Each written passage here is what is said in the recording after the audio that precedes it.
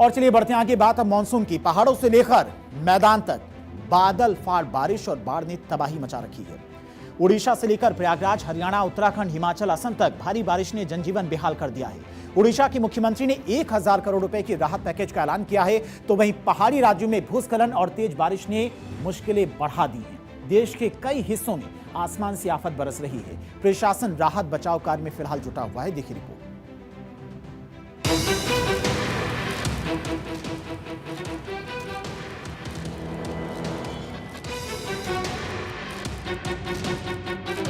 आसमान से बरस रही आफत, नदियां उफान पर हैं। गांव से लेकर शहरों तक पानी ने तबाही मचा रखी है। कई इलाकों में लोगों के घर जलमग्न हैं, खेत डूब चुके हैं और हजारों परिवार राहत शिविरों में रहने को मजबूर हैं। लगातार हो रही बारिश ने उड़ीसा को बेदम कर दिया है।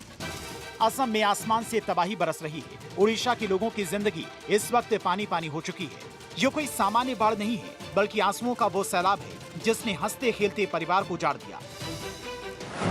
बालासोर, भद्रक, मयूरभंज समेत उत्तरी उड़ीसा के 6 जिले इस वक्त टापू बन चुके हैं। बाढ़ से बालासोर, भद्रक, जाजपुर, मयूरभंज, क्योंझर, केंद्रापाड़ा में 9 लाख से ज्यादा लोग प्रभावित हैं।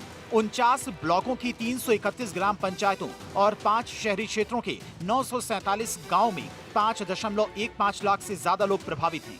राहत और बचाव कार्य के लिए 293 रिलीफ कैंप बनाए गए हैं। 2.37 लाख से ज्यादा लोगों को सुरक्षित स्थानों पर पहुंचाया गया है। उड़ीसा में बाढ़ का कहर जारी है। मुख्यमंत्री मोहन चरण मांझी खुद मोटर बोट से बाढ़ प्रभावित इलाकों का दौरा कर रहे हैं। लोगों से मुलाकात कर हालात का जायजा ले रहे हैं। उड़ीसा में भारी बारिश के बाद कई इलाकों में बाढ़ की स्थिति बनी हुई है। बाढ़ से प्रभावित 6 जिलों के लिए मुख्यमंत्री मोहन चरण मांझी ने 1000 करोड़ रुपए के राहत पैकेज का ऐलान किया है। सरकार के इस राहत पैकेज में सबसे ज्यादा फोकस किसानों पर किया गया है। बिना सिंचाई वाले इलाकों में फसल खराब होने पर किसानों को प्रति हेक्टेयर 8500 रुपए की मदद मिलेगी। वहीं सिंचाई वाले इलाकों के किसानों को 17000 रुपए प्रति हेक्टेयर दिए जाएंगे। 12 मासी फसलों के नुकसान पर 22500 रुपए प्रति हेक्टेयर की मदद दी जाएगी। इसके अलावा किसानों को धान और दूसरी फसलों के बीज खरीदने के लिए सीधे बैंक खातों में आर्थिक मदद भेजी जाएगी। सब्जियों की मुफ्त मिनी किट भी दी जाएगी। बाढ़ के बाद फसलों में कीट और बीमारी से बचाव के लिए सरकार 75% सब्सिडी भी देगी। वहीं बाढ़ से खराब हुए सिंचाई प्रोजेक्ट की जल्द मरम्मत और बहाली का फैसला लिया गया है। ये मंजर उड़ीसा के मयूरभंज का है, जहां बुढ़ापलांग नदी के उफान ने तबाही मचा दी है। बारीपदा नगर पालिका के निचले इलाकों में स्थित सैकड़ों घरों में बाढ़ का पानी घुस गया है।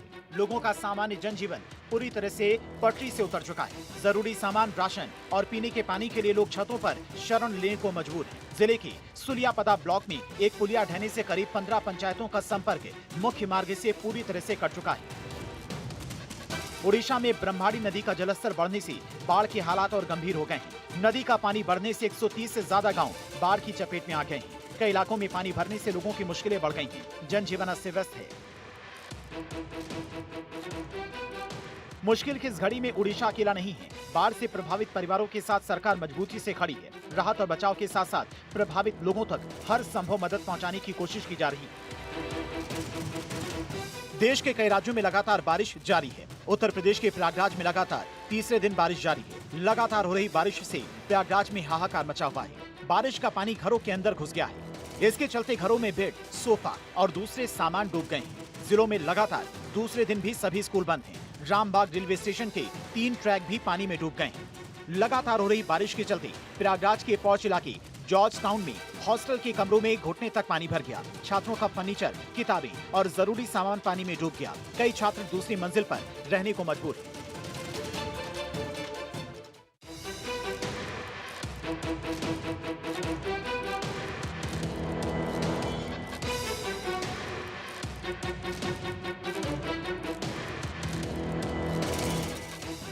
हरियाणा के पंचकुला में भारी बारिश के बाद नाना साहिब के पास में हालात बिगड़ गए और तेज बारिश और पानी के बहाव लोहे का पुल अपने साथ बहा ले गए। पुलिस ट्रेनिंग सेंटर के पास का ये पुल पानी के तेज बहाव को नहीं झेल सका और देखते देखते बह गया। बारिश और फ्लैश फ्लड के बाद यहाँ का मंजर बेहद डरावना नजर आ रहा है। तो पहाड़ों पर भी आसमान से आफत बरस रही है। लगातार बारिश ने पहाड़ी राज्यों में मुश्किलें बढ़ा दी। कहीं लैंडस्लाइड हो रही है तो कहीं सड़कें और पुल तेज बारिश की मार झेल रही हैं। उत्तराखंड में बारिश और भूस्खलन ने जनजीवन को बुरी तरह से प्रभावित किया है। पौड़ी गढ़वाल में लैंडस्लाइड की चपेट में आने से 3 लोगों की मौत हो गई। वहीं राज्य में बारिश और लैंडस्लाइड की वजह से 124 सड़कें बंद हैं, जिससे कई इलाकों का संपर्क प्रभावित हुआ है।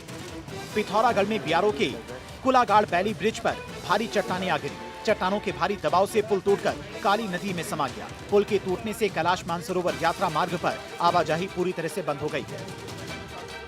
पहाड़ों पर बारिश अब मुसीबत बनकर टूट रही है। लगातार बरस रही बारिश के बीच में कहीं पहाड़ दरक रही हैं, तो कहीं सड़कें बंद होने से लोगों की मुश्किलें बढ़ गई हैं। हिमाचल प्रदेश के कई इलाकों में हालात लगातार चुनौतीपूर्ण बने हुए हैं।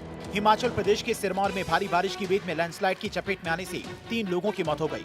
मृतकों में एक ट्रक ड्राइवर, नेपाल के 2 मजदूर शामिल थे। वहीं बारिश और लैंडस्लाइड के चलते हिमाचल में 88 सड़कें बंद हैं। मंडी में सबसे ज्यादा 32, कुल्लू में 25 और सिरमौर में 10 सड़कें बंद हैं। कई इलाकों में आवाजाही प्रभावित है और प्रशासन की ओर से बंद सड़कों को खोलने की कोशिश की जा रही है। हाथों में स्कूल की किताबें, आंखों में खौफ। ये तस्वीर असम के धेमाजी जिले के जोनाई की है, जहां पर केमी जेलम मिडिल इंग्लिश स्कूल के छात्र हर रोज अपनी जान हथेली पर रखकर स्कूल जाने को मजबूर हैं। बीते 28 जून को बाढ़ के तेज बहाव में केमी नदी पर बना 300 मीटर लंबा लोहे का पुल ताश की पत्तों की तरह ढह गया था। पुल क्या टूटा, मानो इन बच्चों के भविष्य का रास्ता ही कट गया। लेकिन ये बच्चे नाव में बैठकर स्कूल जाने को मजबूर हैं। तकलीफ नाव से आना जाना होता है। नाव में ज्यादा लोग आने से गिर जाने का चांस भी रहता है, इसलिए डर लगता है। कितना खर्चा आता है? 40-50 ऐसा आता है। स्कूल लेट होने से आ भी नहीं सकता है। स्कूल आ नहीं सकते ज्यादा पानी होने से। घर पे ही रहना पड़ता है। कभी लाइट नहीं होने से तो पढ़ना भी नहीं सकते। हमारे विद्यालय के आधे से भी ज्यादा स्टूडेंट्स विद्यार्थी उस ब्रिज के उस पार से आते हैं। वहाँ लगभग 3 गांव हैं और अब ब्रिज ना होने के कारण विद्यालय के विद्यार्थियों को बहुत परेशानियों का सामना करना पड़ रहा है।